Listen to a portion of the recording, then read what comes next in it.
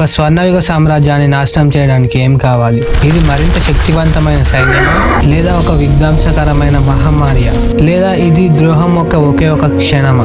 ఇది కాకతీయ రాజవంశం ఒక కథ. సంస్కృతి అద్భుతాలు నిర్మించిన, కళ మరియు సంస్కృతిని ప్రోత్సహించిన, మరియు గోడలు బెదించలేని అని చెప్పబడ్డ ఒక రాజ్యం. అయినప్పటికీ ఒక దురదృష్టపు రాత్రిలో అన్ని కోల్పోయాయి. అధికారిక కథ ఒక భారీ ఆక్రమణను సూచిస్తుంది, కానీ నిజమైన కథ ఒక రహస్యం, ఒక ద్రోహపూరితమైన ఒప్పందం, దొంగిలించబడ్డ దేవత మరియు చరిత్ర పేజీల నుంచి మర్మమైన రాజు. ఈ కథ కాకతీయ సామ్రాజ్యం ఎలా పతనమైందని దాని గురించి, అలానే దాంట్లో దాగున్న మిస్టరీస్ గురించి మీకు ల్యాగ్ కాకుండా ఫాస్ట్ గా మీకు అర్థమయ్యే విధంగా చెప్తాను. వెంటనే వీడియోలోకి వెళ్ళిపోదాం. Hi guys, this is Vithal Raj.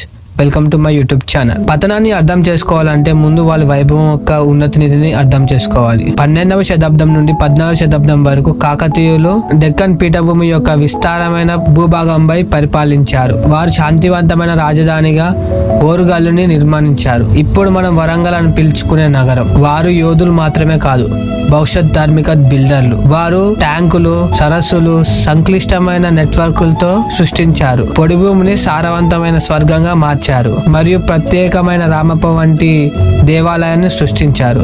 ఆ దేవాలయం ఇప్పటికీ నీటిపై తేలుతున్నట్టుగా అనిపిస్తుంది. వారు రాజధానిని 3 వికృతాకార కోటలను నిర్మించారు.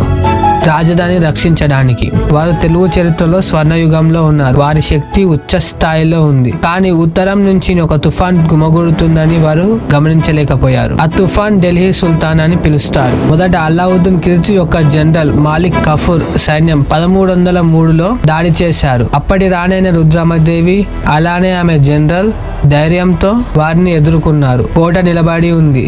కాకతీయులు గెలిచారు, కానీ సుల్తాన్లకు దక్షిణం యొక్క సంపదను మర్చిపోలేదు. 1323లో ఢిల్లీ యొక్క కొత్త సుల్తాన్ అయిన గియాస్ ఉద్దీన్ తుగ్లక్, అతడి కుమారైన ఉలగ్ ఖాన్ భవిష్యత్తు సుల్తాన్ మహమ్మద్ బిన్ తుగ్లక్ ను ఒక భారీ సైన్యంతో పంపాడు. వారి లక్ష్యం ఓరుగల్ని ఒక్కసారైనా, అది కూడా అన్నిటినీ ఓడించి రావడం. ముట్టడి క్రూరమైనది. నెలల తరబడి కాకతీయ రాజు ప్రతాపరుద్రుడు మరియు అతని దళాలు రాజధానిని రక్షించారు.